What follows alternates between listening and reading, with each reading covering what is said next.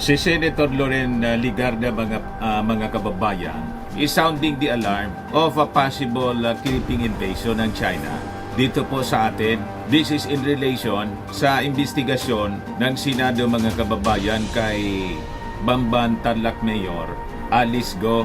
Ito ngayon ang mga balita.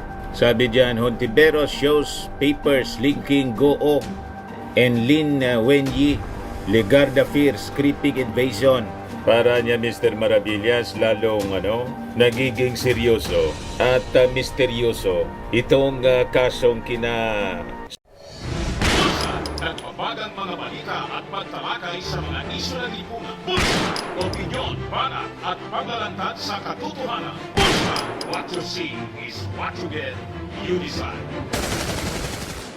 Sangkutan ni Alice Go. Yun nga po, mga kababayan. Kaya napaka-importante pong subaybayan natin itong ginagawang Senate investigation. Kasi po, malinaw na iniintensyonan po tayo ng China. Yan po yung mga balita.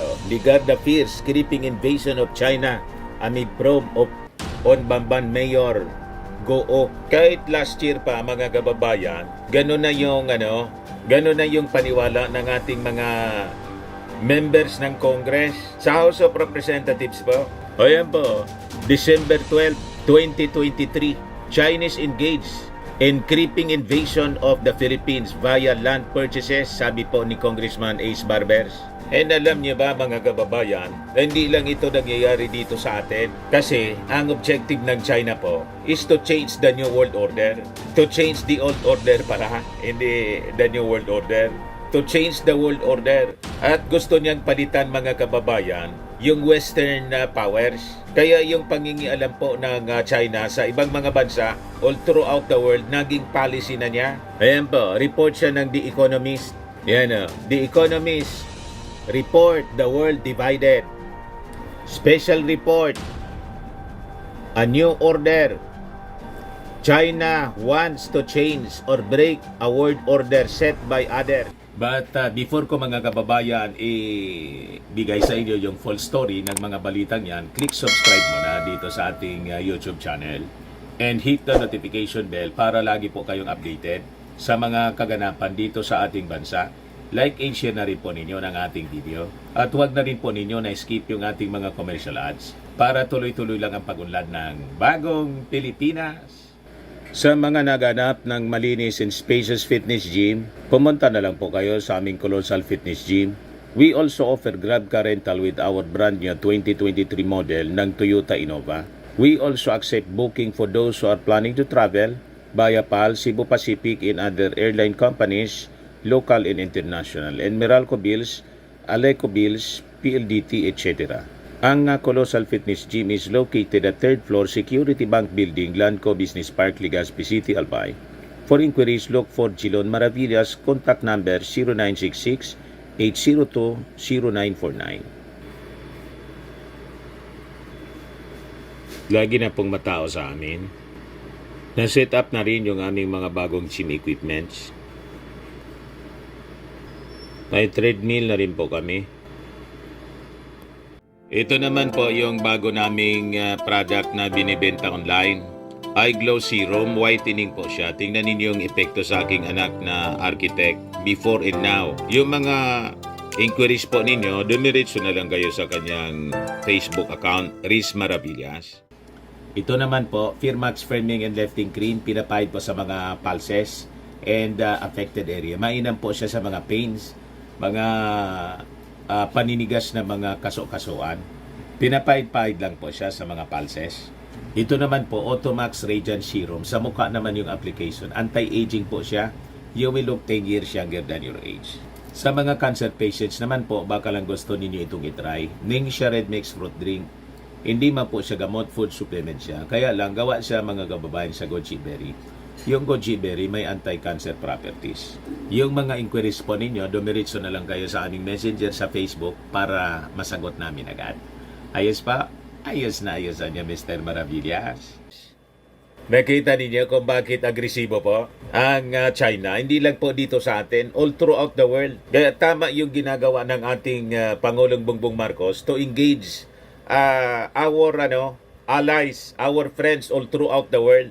At yun ang dahilan mga kababayan kung bakit kumampi sa atin yung mga neighboring countries natin at yung Western power sa atin po kumampi. So the President is on the right track. At yung pagpalag ng ating Pangulong Bongbong Marcos sa abuses po at pananamantala na ginagawa ng China sa atin ay he is on the right track. Yung pangingialam po ng China, global po, kaya itong kwento pong infiltration dito sa atin ng ating mga senador, hindi na po ito bago mga kababayan. Ito yung balita galing po sa The Economic Times. UK spy case, how China infiltrates into parliaments in other countries. Ito naman po report ng BBC, September 13, 2023. Security services warn over Chinese infiltration in politics. So nakita po ninyo kung gaano kaseryoso itong investigation ng ating Senado. Kaya po, lalo tayong dapat magduda sa personality po ni Alice Goo. Lalo yung mga pro-China politicians po dito, yung mga traidor sa ating bansa, yung mga hodas po. Kapansin-pansin po yung kanilang pagkakaisa to defend Alice Goo. O diba? Chorus po yung mga minions ni Maudix dito, yung mga DDS, nag-unite din po, mga kababayan, para siraan yung Senate investigation ni Risa Hontiveros. So lalong naging kahinahinala po. So ang ibig sabihin lang po, tama ang hinala ng ating mga senador na malamang sa malamang ito pong si Alice Goo ay spy nga ng China at pure Chinese siya. Yung nanay niya talagang hindi man Filipina. Yung Amelia Leal po, malamang inimbento lang na pangalan. So ito ngayon yung focus ng susunod na investigasyon po ng committee ni Risa Hontiveros. So balikan natin mga kababayan itong kwentong creeping invasion ng China sa atin. Kung saan yung infiltration po nila, hindi lang nila ginagawa dito sa atin, kundi sabi ko nga, even in other countries, mga western countries, Canada, United Kingdom, pati nga sa Amerika, Australia, sa mga African countries, kasi gusto niya mga kababayan siya yung maghari sa buong mundo, changing the old order. Kaya hindi po papayag yung ating mga allied countries. So we have to unite po at kailangang seryosohin po natin ang ginagawang mga investigations ng Congress. At ngayon lang po ito nangyari. Hindi administration ng ating Pangulong Bongbong Marcos. Matagal na to na ginagawa nila. Kaya lang yung previous administration po, friendly masyado sa China. Kaya nagkalit-silitsi po yung ating bansa. Yung infiltration po ng China, pati sa politika. So ibigay ko muna sa inyo ang mga kwento po. Una, itong sinasabi ni Hontiveros at saka ni Loren Ligarda po. So sa na-discovery po ni Hontiveros, malamang ang nanay po ni Alice Goo po, ay itong si Lin Wenyi na nakalista bilang isa sa mga incorporators. Kasi nga po, family corporation at yung Amelia Leal po, nasabi katulong at siya ay love child ng kanyang Chinese tatay. Hindi man po totoo. So pure Chinese siya. Kung ang nanay niya at tatay niya, Chinese po. At ang nakakabahala po, ang kanyang tatay, ang sabi may ties po sa spy agency ng China. So sabi naman po ni Senator Loren Ligarda, nakakabahalaan niya yung creeping invasion na nangyari dito sa ating bansa. So sabi po ni Hontiveros, posibleng niya itong si Li Wenyi ay siyang biological mother ni Alice Goo. Ganon din yung paniwala mga kababayan ni Senator Win Gatchalian. Si Win Gatchalian, kung isipin natin po, Chinese-Filipino po ito. So sabi po ni Risa Hontiveros, ito ang yan lumalabas sa mga documents na malamang itong si Li Wenyi ay siyang nanay, biological mother ni Goo. Kasi sabi po ni Senator Sherwin Gatchalian, ito ang yang si Lin Wenyi na isang Chinese national. Ito yung tinatawag na nanay ng yung Goo's family ay manirahan po sa Valenzuela City. Yan ang tinatawag na nanay.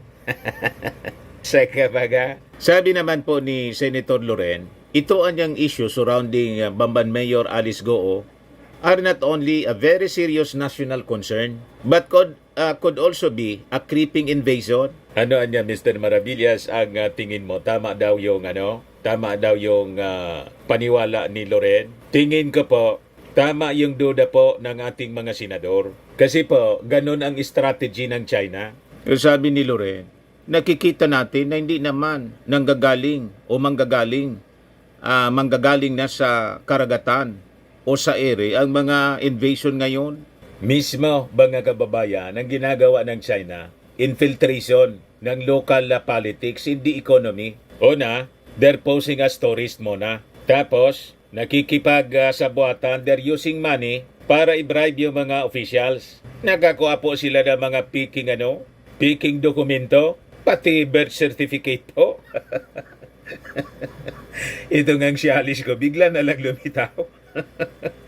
So napaka-seryoso po itong investigation na ginagawa sa Senado. Hindi maalala yung kanyang nakaraan. Wala na po ako anyang maalala, Your Honor. Pinapakwento po yung kanyang childhood experience. Walang maalala po. Kaya nag-resolution po si Senator Loren para mag-imbestiga tungkol dito sa mga dubious passports ng mga non-Filipinos na ka-obtained ng mga passports through dubious means, including falsified birth certificates, allegedly sourced from the Philippine National Statistics Authority. Sabi ng senadora po, siguradoan niya ako na hindi lang ito isolated issue. Dapat niya tingnan ang pag-infiltrate ng mga sindikato ng ibang bansa sa mga ahensya ng gobyerno at iba pang halal na opisyal. Ganon po mga kababayan ang ginagawa ng China. At sabi nga natin kanina po, it is a global agenda. So the possibility po na itong si Alice Go ay isang espiya po ng China sa atin ay napakataas. Sa ibang bansa, ganon ang ginagawa ng China po. Infiltration ng parlamento. Yan po. UK spy case. Report ito ng The Economic Times. Ayan The Economic Times. How China infiltrates into parliaments in other countries. Nakita ninyo po, mga kababayan? Huwag na kayo magtaka kung bakit po yung China, ang daming kakamping politiko po dito sa ating bansa. Hindi po malayo na itong mga minions ng China rito pong mga politiko, pinupunduhan po. Ang dami pong mga hudas dito sa ating bansa na pera-pera lang. Walang pagmamahal sa mamamayang Filipino, kung ano lang po yung pakinabang nilang personal. Kaya huwag kayong maniniwala sa mga propaganda nila na mahalin natin ang Pilipinas.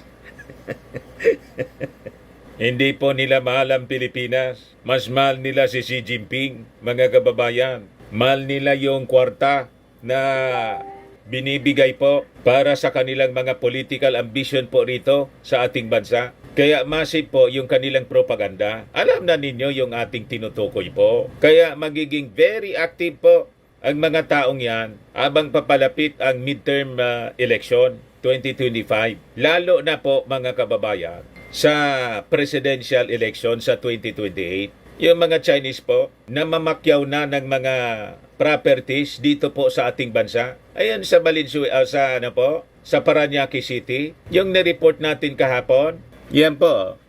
I-reply ko po sa inyo mga kababayan itong balita natin kahapon. O yung mga residente, mga kababayan, yung homeowners ng isang subdivision village sa Parañaque City, masyado nang naalarma kasi ang sabi nila, dumami ng dumami yung mga Chinese sa kanilang lugar. Ang tingin nila mga kababayan, this is a new phase of Chinese invasion. Hindi na po sa West Philippine Sea. Mismo lang sa Metro Manila mga kababayan, yung Chinese invasion na ang sabi nila, malamang konektado mga kababayan sa operasyon ng Pogo dito sa ating bansa. Lalo niya Mr. Maravillas, naging masalimuot yung issue ng mga Chinese dito sa ating bansa. Mas lalo mga kababayan. Ayan po yung report ng UNTV, pagdami ng dayuhan at umano'y operasyon ng Pogo sa isang subdivision sa NCR, ipinasisilip. Ito rin mga kababayan yung sinabi mismo ni Senator Win Gatchalian. Grabe pala niya, Mr. Maravillas. Nagsimula lang ito sa controversy tungkol sa kinasangkutan ni Alice Go, yung Bambantarlac Mayor. Kaya nga po mga kababayan, napaka-importante yung Senate investigation na ginagawa ng committee po ni Risa Hontiveros. Kaya yung mga pro-Chinese politiko po dito, yung mga minions po ni Mao Diggs, chorus po mga kababayan sa pag-defend kay Alice Go. Konektado po lahat ito. Yung na-uncover po ni Risa Hontiveros, it is a can of worms, ika nga. Kaya si Arima po, todo depensa kay Mayor Alice Go. Kaduda-duda po. Sabi diyan sa Impact Leadership, Rocky Defense Alice Go calls Risa Hontiveros. Ang tawag na kay Risa Hontiveros, Hontiveros. You see, mga kababayan, at sabi po ni Ace Barbers, Congressman Ace Barbers po, yung mga Chinese, namamakyaw na po ng mga properties, ng mga kalupaan, Chinese engaged in creeping invasion in the Philippines via land purchases. Yan po sabi ni Congressman Ace Barbers. Last December pa niya to sinabi. December 2023. Sabi niya, authorities must check the supposed creeping invasion of the Philippines by Chinese allegedly through the purchase of land and properties in the country, reportedly using laundered money. Ito kasi yung lumitaw sa investigasyon doon sa mga property na pag-ari ni Willie Ong ng Empire 999 Realty Corporation, kung saan po natagpuan yung 3.6 billion worth ng shabu na dumating po sa Subic Port at inimbak po sa isang property, bodega, sa Mexico, Pampanga. Pag-ari po ni Willie Ong, isang Chinese. At itong si Willie Ong po, may mga pag-ari all throughout the country. May 320 po siyang titled properties all throughout the country po. Yan po. May sa Mexico, Pampanga, San Fernando, Angeles City, Pampanga, Nueva Ecija, Cabanatuan, Aurora Province, Bulacan, Cavite City, Tagaytay, Iloilo, Lingayen, Pangasinan, Mandawi, Lapu-Lapu, Valenzuela, Quezon City, Rizal, Muntinlupa City, Taguig City, Makati, Malabon, Paranaque, Manila City, Davao del Norte, Isulan, Sultan Kudarat, and Tabok, Kalinga, Apayao. Creeping invasion po via land acquisition. Ganon kaseryoso mga kababayan. At hindi lang yan. Dito daw sa Palawan, pinipili po yung mga facing West Philippine Sea. So talagang kaduda-duda. Yan po sabi ni Barberso. Mangyayari o nangyari na ito sa lugar ng Palawan, Bulacan, Zambales, Davao at iba pa. Baka niya magising na lang tayo isang umaga at malaman ng marami ng lugar sa ating bansa ay nabili na at pag-ari na ng mga Chinese nationals. Sabi po ni Barbers. So other than mga kababayan, na mamakyaw sila ng mga properties, land acquisition ng ginagawa ng mga Chinese, ini-infiltrate pa nila yung ating politika. So baka pag hindi po tayo nag-ingat, kandidato ng China po, Manchurian candidate po, yung ating mailuklok bilang Pangulo ng ating bansa, Vice Presidente, mga senador, congressmen, mga gobernador, lahat ng Chinese. You see? Yan ang ginagawa nilang infiltration po. How China infiltrates into parliaments in other countries. Hindi lang po yan haka-haka, mga kababayan. This is a reality. So sabi rito sa report ng Economic Times, in the last decade, as China ramped up trade and business with Western countries, eventually turning into a factory of the world, got a seat on the global table, and positioned itself as the next superpower. It also accumulated clout in Western countries by other means, by infiltrating into parliaments and other legislative bodies, by organizing black voting by Chinese origin citizens. Yan o. Chinese origin citizens. Para lang si Alice Go. Chinese yung origin. Buying elected leaders and getting its moles elected. Yung mga spy nila na nakipagsabuatan muna using money sa mga locals, tulad ng ginagawa dito sa ating bansa, yun ang kanila pong pinupunduhan. So, yun ang pamamaraan nila sa kanilang invasion. Sun Tzu's Art of War po, sabi po ni Sun Tzu sa kanyang Art of War, ang supreme excellence daw consists in breaking the enemy's resistance without fighting. Walang gira po. Infiltration yung ginagawa nila. So ito yung patunay ng infiltration po. Pinasok na yung mga subdivisions po sa Manila. Yan o. Houses, napakalalaking bahay kung saan nakatira daw itong mga Chinese nationals. Tingnan naman po ninyo. Ayan po, mga ongoing construction siya. Yung iba, existing na po. Yan po, nakita ninyo mga kababayan, ang lalaki na mga bahay. Kaya masyadong na-alarm yung mga homeowners. Dumami yung construction po ng napakalalaking mga gusali sa village po, multinational village sa Paranaque. Ayan po, mga Chinese characters na po. Yan sabi ko sa inyo. Dapat tingnan ito ng maigi ng ating mga senador at mga authorities natin. You see po, mga kababayan? So, yon infiltration into parliaments and other legislative bodies by organizing black voting by Chinese origin citizens. Sa United Kingdom po ito. Buying elected leaders and getting its malls elected. Parehas ng mga nangyayari rito sa ating bansa. China's foreign influence operations have been gargantuan industry involving its secret service, Chinese origin business persons, its own shadowy police stations in foreign countries that coerce Chinese origin citizens, local Chinese community bodies, and lots of funds. The House of Commons Intelligence and Security Committee in the UK said in the report released recently that intelligence threat posed by China is compounded by a whole-of-state approach with the use of state and non-state players for spying. Malamang yun pong mga residente dyan sa multinational village sa Paranaque City po, pinasok ng mga spies. Kita ninyo kung gaano kaseryoso po. Ingat po tayo sa pagpipili ng mga leaders natin sa midterm election at lalo na po sa presidential elections. Kala ninyo, local politics lang po ito. Nangingialam po ang foreign power, yung China. Namihasa po nung past administration. Kasi inayaan sila.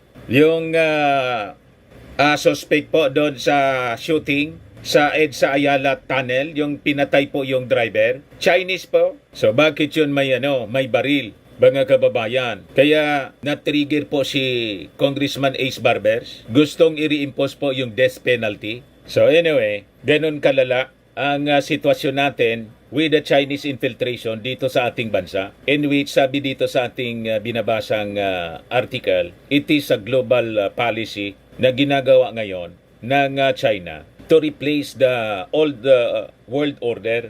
Kasi sabi dito, the latest case of a British man, a researcher at Britain's parliament, who worked with prominent lawmakers on China policy, getting arrested in March on suspicion of working for the Chinese government, is just the tip of the iceberg. The man has denied working for the Chinese government, but China's infiltration of legislative bodies in advanced countries is widespread practice that has often come to light. Most notable cases are of Canada and Australia, where Chinese interference in legislative bodies has caused big political storms. So, ganon mga kababayan ang kanilang ginagawa. Ito report ng BBC. Security services warn over Chinese infiltration in politics. Yung kwento po natin, hindi ito conspiracy theories. It is a reality, real threat mga kababayan ng China sa mga bansa all throughout the world, lalo na po dito sa atin. So ano ang motibo po ng China? Sabi ng report sa The Economist, China wants to change or break world order set by others. Yan po yung barkada ni Mao Dig, si Xi Jinping. So, Yun po yung ambisyon ng China. Kaya ang dami niyang mga agents. At hindi malayo po na isang agent po itong si Alice Goo. Tulad ng duda ng ating mga senador. Madaling sabi, planted siya kaya walang maalala. Laging wala siyang maalala. Scripted ang kanyang mga sinasabi. Kaya napikon-pikon na po si Loren Ligarda, pati si Ontiveros. Para kanyang robot. laging yung sagot, lumakian niya ako sa farm. Galit si Loren Ligarda po. Sabi rito sa Politico News, di maalala, Ontiveros suspects Alice Goo knows mother's real identity all along. Pag spy po, talagang siyempre magsisinungaling. Sanay sa pagsisinungaling ang spy. Sabi diyan, Senator Risa Ontiveros has beard disturbing details about the family life of Bamban Mayor Alice Goo that would supposedly prove she is a Chinese and not Filipino. Kung nagawang magsinungaling ni Mayor Alice tungkol sa mga kapatid niya, hindi malayo mangyari na tinatago niya rin ang totoong pagkatao ng nanay niya. Ontiveros said, the names of the incorporators of the Goo business empire would prove that she is purely Chinese. Sabi po ni Ontiveros, ang pitong mga negosyo ni Goo, yung QJJ Group of Companies, QJJ Farms, QJJ Embroidery, QJJ Meat Shop, 3 Lin Q Farm, QJJ Slaughterhouse, and QSeed Genetics, have as incorporators her Chinese father, Jiang Xionggu Guo, sibling Sheila Ximen, and a certain Lin Wenyi. Itong si Lin Wenyi anya is Mayor Goo's Chinese mother, fondly called by friend as Winnie. So sabi po ng senadora, may isa pa kaming source na nagsasabi na Winnie ang tawag na nanay ni Mayor Goo. Philippinized version kaya ito ng Lin Wenyi. Kaya Winnie po. So yun ang tanong po mga kababayan. Kasi family corporation po, bakit kasama ang isang nagngangalan po na Lin Wenyi? So ano ang relasyon ni Lin Wenyi mga kababayan kay Alice Goo? Di family corporation po. Pag sinabing family corporation, ang lahat ng incorporators, member ng family. Tama? Ayun mga kababayan yung rason kung bakit malakas yung paniwala ng mga senador. Hindi lang si Risa Ontiveros, kundi pati si Senator Win Gatchalian, yun din ang kanyang paniwala. So sabi po ng senadora, another proof anya that Goo has a Chinese mother is that Lin Wenyi traveled with her father, Jiang Xionggu, at least 170 times in the span of 6 years. Business partner lang nga ba o baka asawa talaga? It takes a turn for the worse anya, sabi ni Risa Ontiveros, when she saw a Bureau of Internal Revenue document certifying the birth dates and addresses of Goo's family co-incorporators. It would appear anya that Li Wenyi, if proven the mother, was only 15 when she gave birth to Mayor Goo and 13 when she gave birth to Goo's sister Sheila. Kasi 1971 pala ang birth year nitong si Li Wenyi based on records. Kung siya ang tunay na ina, 15 years old lang siya nang iniluwal si Alice. At kung siya din ang ina ni Sheila, na aminado si Alice na kapatid niya, aba 13 years old lang siya nung iluwal ni Sheila, sabi ni Ontiveros. Unless ito ay gawa-gawa lang lahat, katang-isip ng isang sindikatong Chino na pinahintulutan ng mga kawani ng gobyerno.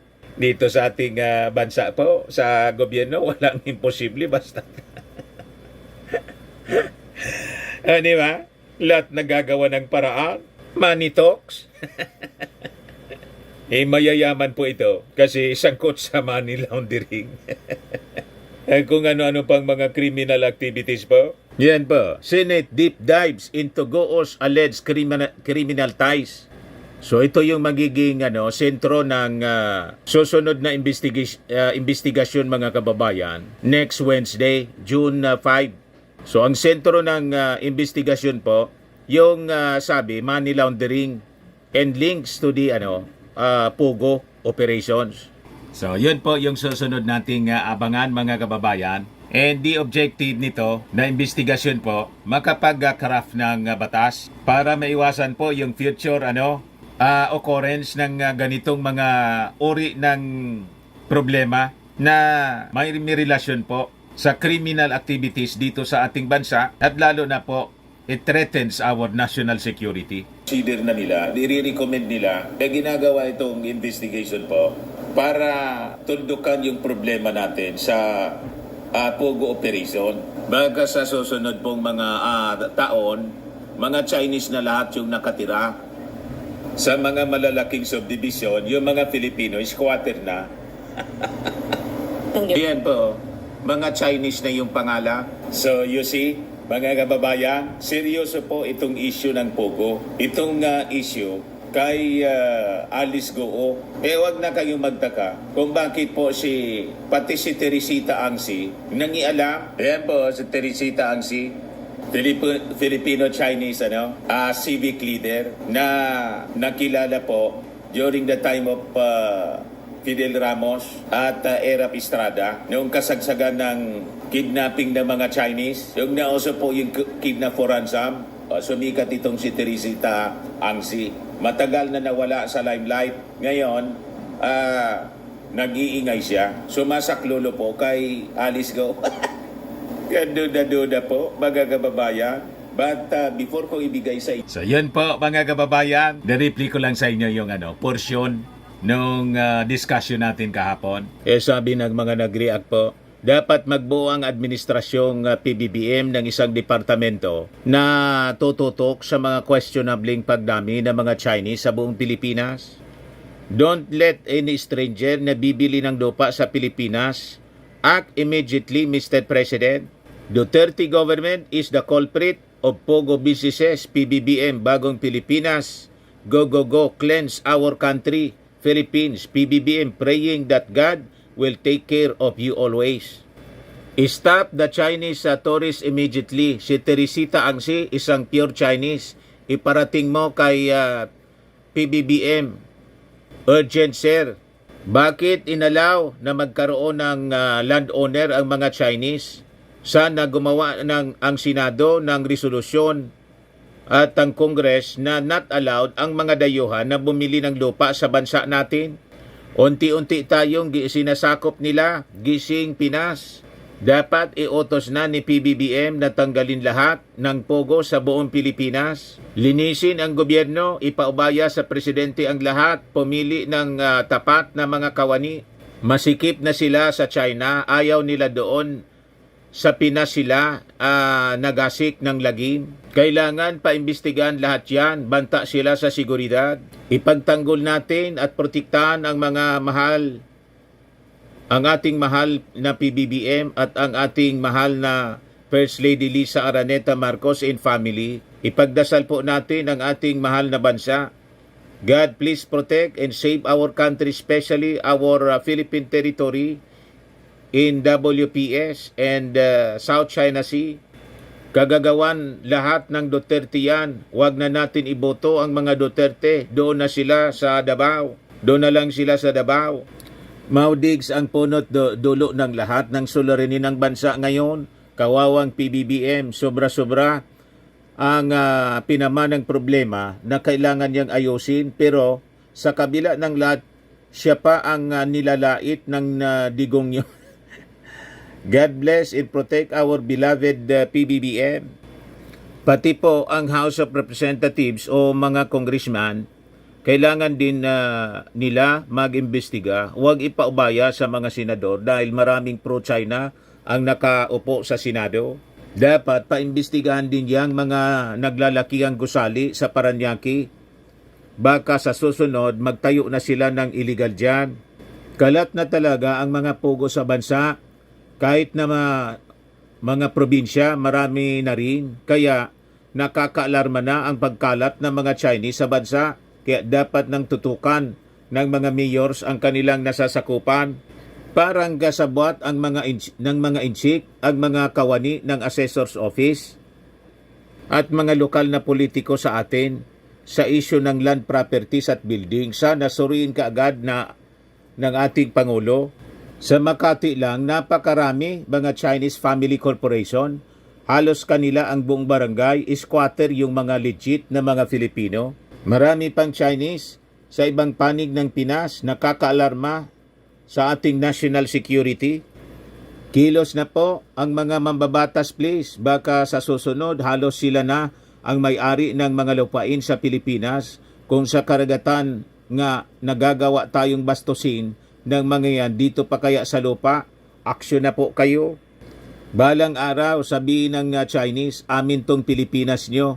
Binili namin itong lahat at tayo ay manggagawa na lamang sa ating sariling Pilipinas. Kawawa tayong mga Filipino. Grabe na to. Anong nangyayari sa Pilipinas balang araw?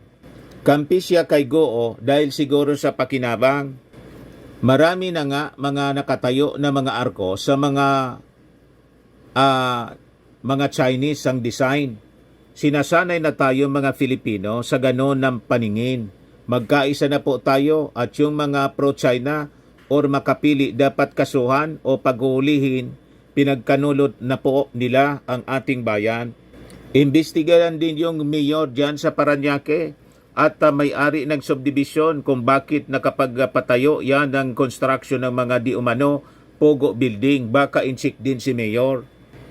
Nako, mapupuno na ng mga chikwa sa buong Pinas ang lupain natin, mapupunta na sa kanila at sila na yung maghahari. Oh God, please protect us. Kaya sabi ko sa inyo, huwag kayong nagpapaniwala sa mga survey ngayon. Kasi po, malamang sa malamang, ginagamit, pinupunduhan po ng mga Chinese, ng Chinese interest po. Itong mga survey group, binabayaran nila para i-brainwash yung mga Filipino. Kaya lagi pong mataas yung ratings ng mga pro-China politicians dito sa ating bansa. Pag pro-China po ng mga politiko, kahit mataas yung ratings po nila, huwag nating iboboto. Tama po? Yun ang solusyon po niyan. Ilista na po ninyo itong mga politiko na ikakampanya ninyo sa iyong mga kamag-anak, kaibigan, kakilala. Hindi para iboto, kundi para i-shoot sa inidoro po. Pag hindi po, mapapahamak po yung ating bayan. Tama? Ayan man lang po mga kababayan. Ako po si Dante Maravillas. Bye-bye. God bless.